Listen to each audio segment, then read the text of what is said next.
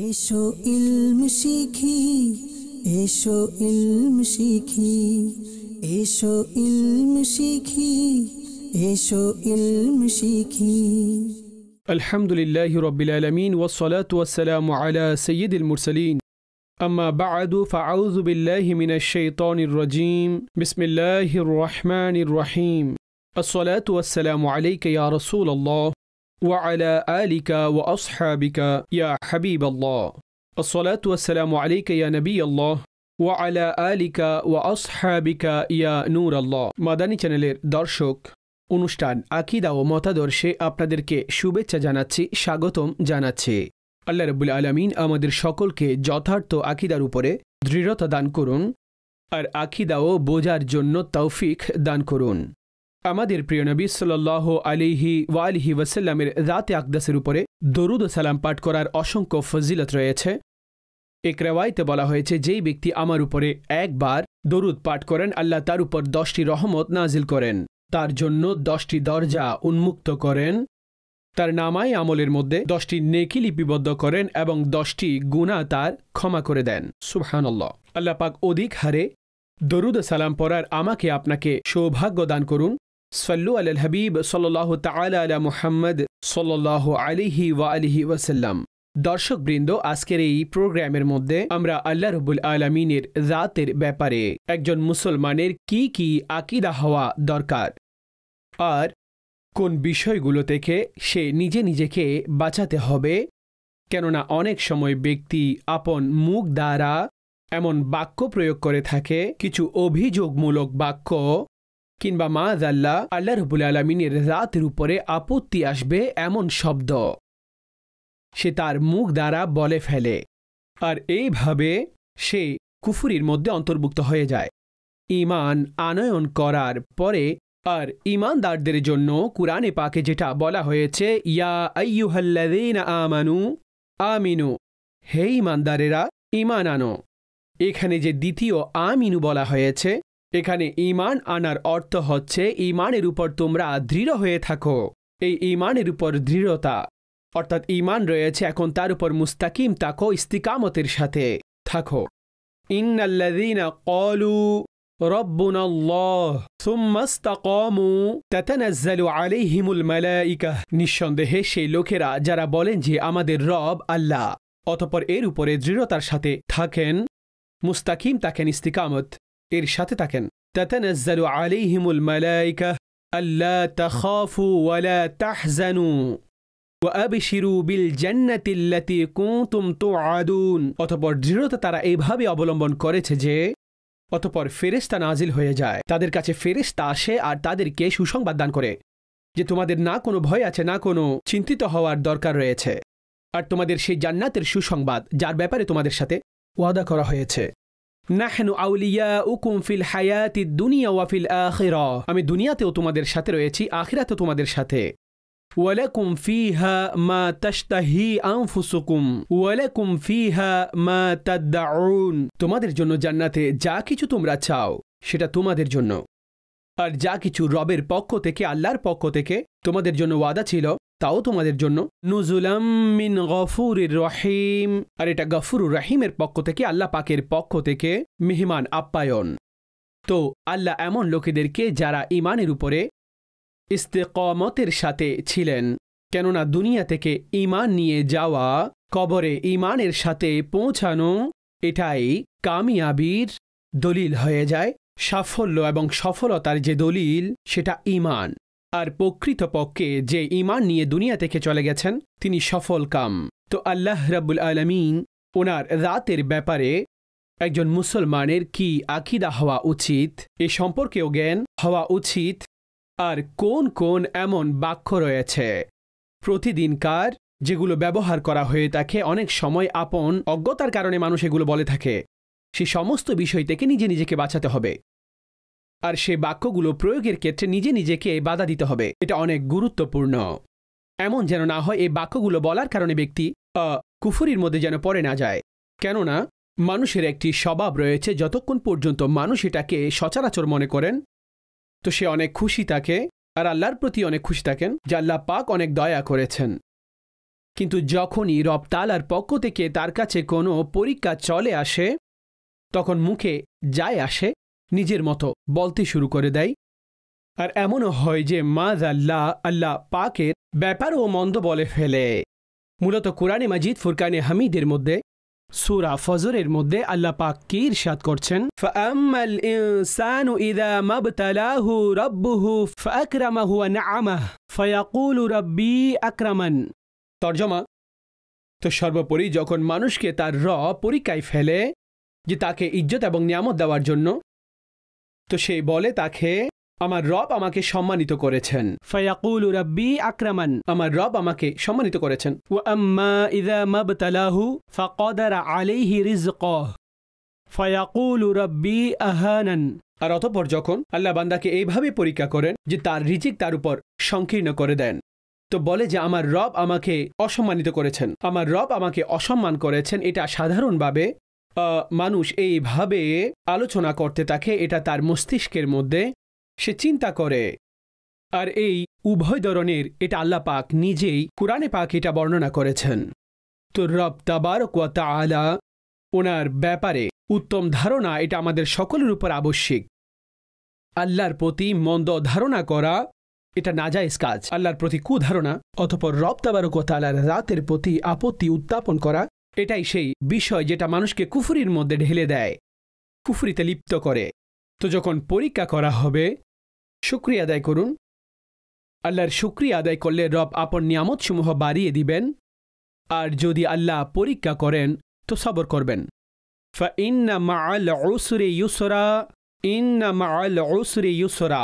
নিঃসন্দেহে কষ্টের সাথে স্বস্তি রয়েছে, নিঃসন্দেহে কষ্টের সাথে স্বস্তি রয়েছে। বারবার রব তাবারক ওয়া তাআলা এটা অর্থাৎ দুইবার তো এই সূরা মুবারকার মধ্যে ইরশাদ করেছেন, দুইবার এই সূরা মুবারকার মধ্যে কষ্ট রয়েছে, তার সাথে সহজতাও রয়েছে। রবের রহমত এর আকাঙ্ক্ষা রাখুন, কিন্তু আল্লাহর রাতের উপরে আপত্তি করবেন না।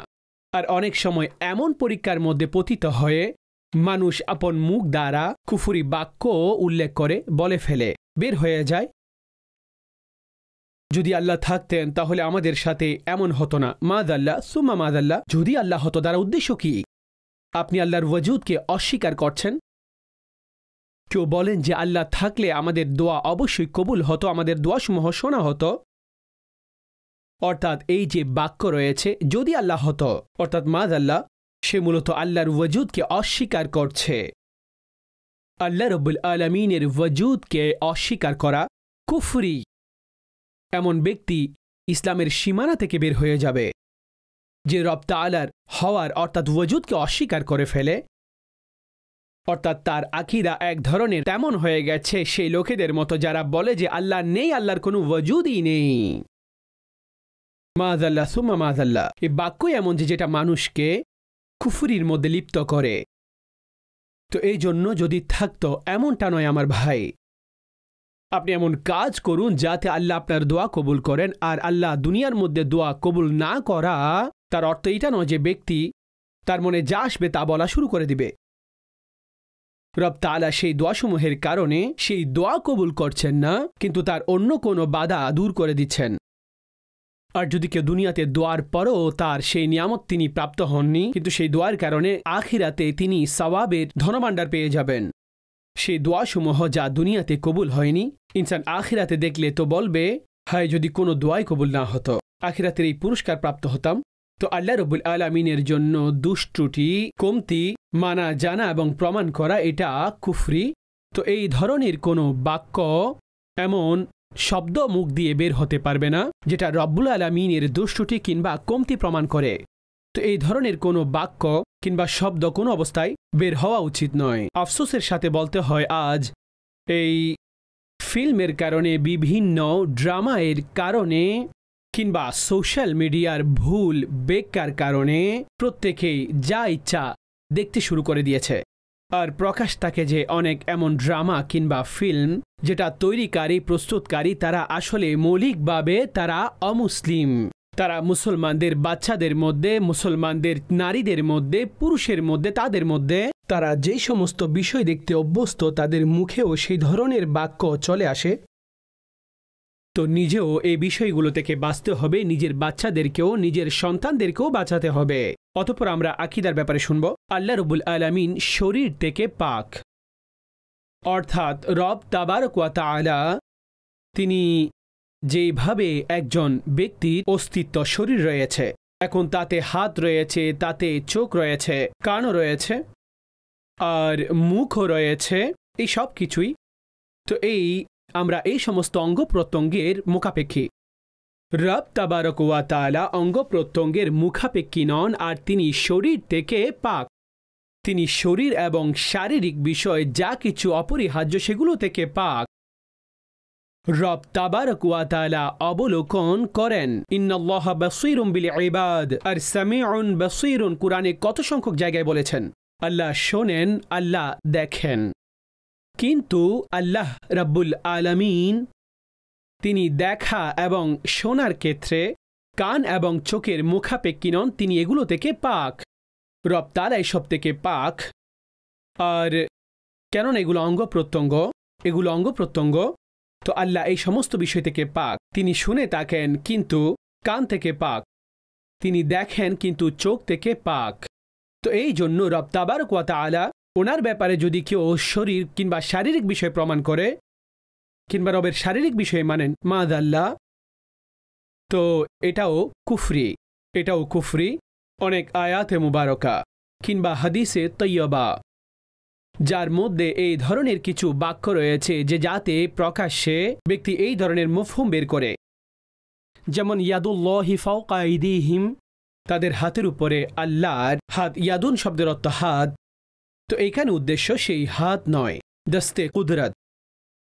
অনুরূপভাবে রব তাবারক ওয়া তাআলার জাতের ব্যাপারে এই ধরনের কিছু শব্দ এখানে এই আয়াতগুলোকেও আয়াতে মুতাশাবিহাতের অন্তর্ভুক্ত করা হয়েছে, যে যার অর্থ আল্লাহ জানেন, যার অর্থ আল্লাহ বলার কারণে আল্লাহর প্রিয় মাহবুব সাল্লাল্লাহু আলাইহি ওয়াসাল্লাম তিনিও জানেন। তো এই জন্য ওনার কাছ থেকে এই বিষয়গুলো বের হয় না যে রব তাবারক ওয়া তাআলার জন্য অঙ্গ প্রমাণ করা, আর এটা যথার্থ নয়, এমন করাটা উচিত নয়। তো এই আকীদাও মাথায় রাখতে হবে। আল্লাহ রাব্বুল আলামিন মকান থেকেও পাক। মকান জায়গা, রব তাআলা জায়গা থেকে পাক। এখন এই মকান জায়গা অর্থাৎ উপর, নিচে, ডানে, বামে, আল্লাহ এই সব কিছু থেকে পাক। আল্লাহ এই সব কিছু থেকে পাক, অর্থাৎ দিক থেকেও পাক। যত সংখ্যক দিক রয়েছে, আমরা যেখানে বসা আছি, কোনো জিনিস সামনে থাকবে কিংবা পেছনে থাকবে কিংবা এই উপরে থাকবে কিংবা নিচে থাকবে কিংবা ডানে কিংবা বামে হবে, তো এই ছয় দিক যেটাকে বলা হয়ে থাকে, রব তাআলা এগুলো থেকেও পাক। যে আল্লাহ উপরে, নিচে, সামনে, বামে, ডানে, পেছনে, আল্লাহ এই দিকসমূহ থেকেও পাক।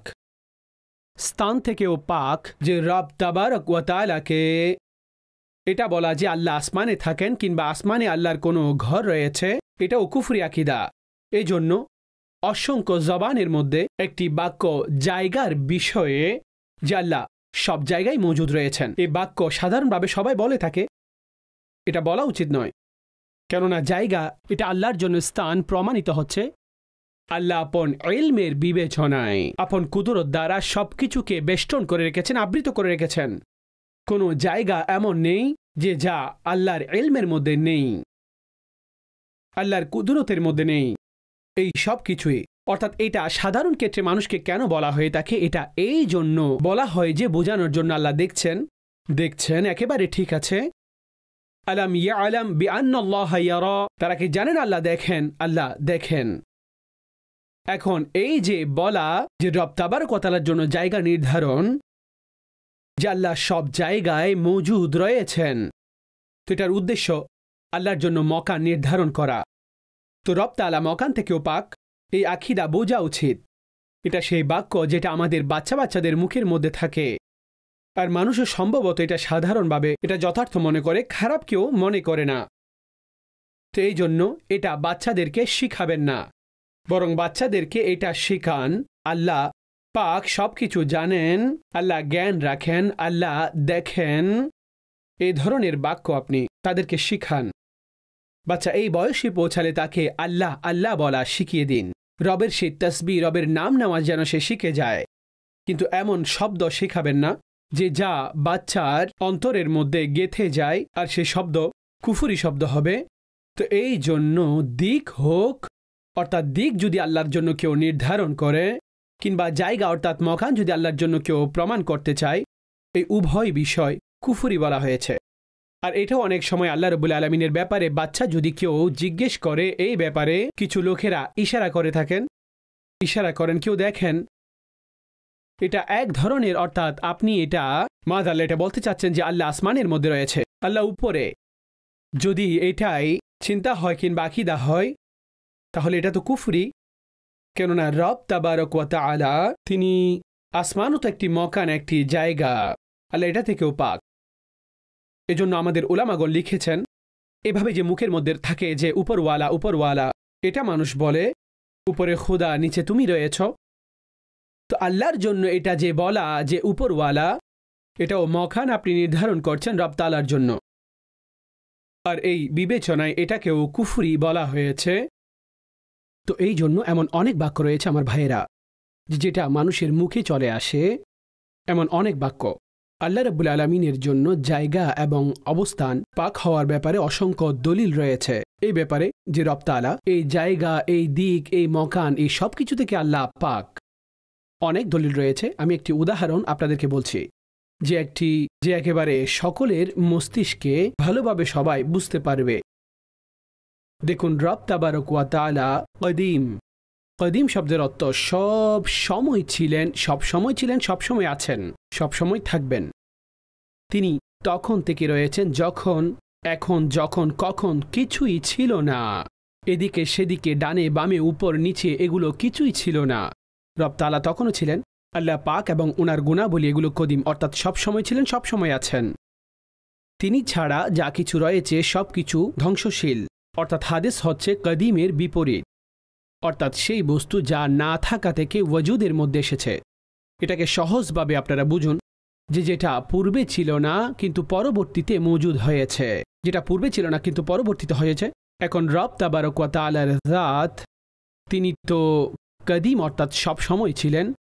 আর যা পরবর্তীতে হয়েছে, যেমন জমিন রয়েছে, আসমান রয়েছে, আরশ রয়েছে, কুরসি রয়েছে, উপর নিচে ডান বাম, এই সব কিছু কি এগুলো হাদিস পরিবর্তনশীল, শূন্য থেকে ওয়াজুদ এসেছে।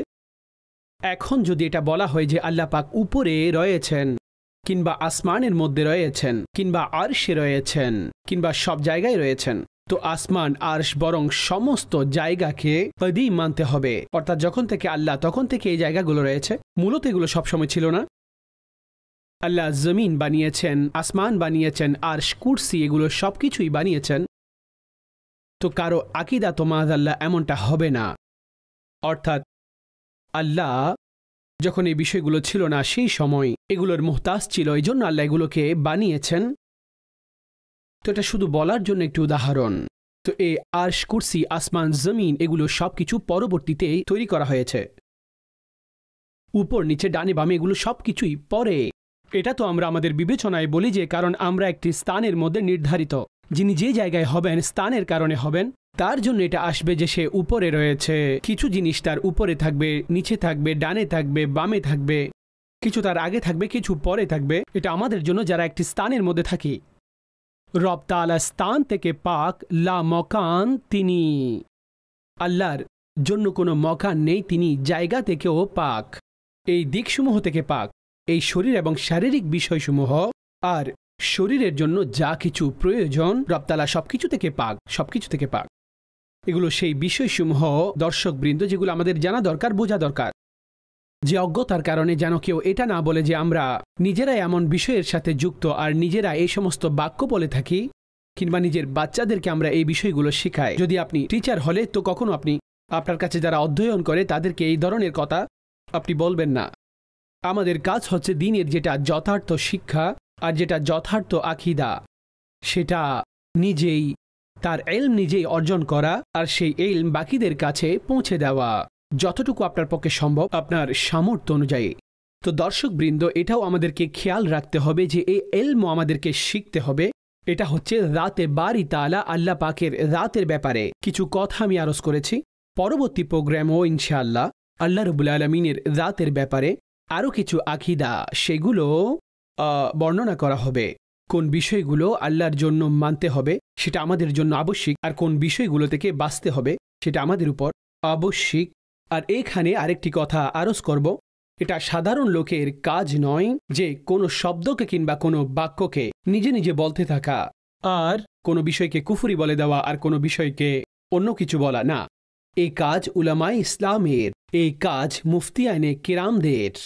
আপনার সামনে যদি কোনো এমন বাক্য কিংবা এমন কোনো শব্দ চলে আসে যে যার ব্যাপারে আপনি সন্দেহের মধ্যে পতিত হন, আপনি সেটাই দারুল ইফতা আহলে সুন্নতের সাথে আপনি সেই বাক্যের ব্যাপারে জিজ্ঞেস করুন, সেখান থেকে যে হুকুম ইশারা হবে তো সে অনুযায়ী আমল করুন। অনেক সময় কুফরি হয়ে যায়, লাজিমি কুফরি, ইলতিজামি কুফরি, এই সব কিছু তার প্রকারের মধ্যে রয়েছে। কোথায় কোথায় ঈমান নবায়নের, বিবাহ নবায়নের কথা রয়েছে, আবশ্যিকভাবে কোথায় নেই। তো এই ধরনের যেই আহকামসমূহ রয়েছে এটা আমরা নিজে নিজে বর্ণনা করতে পারবো না, বরং উলামায়ে কেরাম, মুফতিয়ানে কেরামের কাছ থেকে এটার শরঈ মাসালা জেনে নিতে হবে। অতঃপর এই বিষয়ে কাউকে আপনি বলতে পারবেন, তখন বলবেন নিজের পক্ষ থেকে কোনো বিষয়কে নিয়ে কুফরি বলা কিংবা নিজের পক্ষ থেকে কোনো বিষয়কে অন্য কিছু মনে করা, তো এটা কোনো অবস্থায় যথার্থ নয়। আল্লাহ পাক আমাদের সকলকে যথার্থ আকীদার উপরে ইস্তিকামত দান করুন আর আমাদের প্রত্যেককে উত্তম সমাপ্তি দান করুন, ঈমানের উপর পরিসমাপ্তি করুন। আমাদের প্রোগ্রামের সময় শেষ হয়ে গেছে। পরবর্তী প্রোগ্রামে ইনশাআল্লাহ আকীদায়ে বারি তালা সংক্রান্ত আরও বেশি আরজ করার চেষ্টা করা হবে। রব তাআলা ইলমে দ্বীন আর উপকারী জ্ঞান দ্বারা আমাদেরকে মালামাল করে দিন, আমিন। বিজাহিন নবীল আমিন সাল্লাল্লাহু আলাইহি ওয়াসাল্লাম। এসো ইলম শিখি, এসো ইলম শিখি, এসো ইলম শিখি, এসো ইলম শিখি।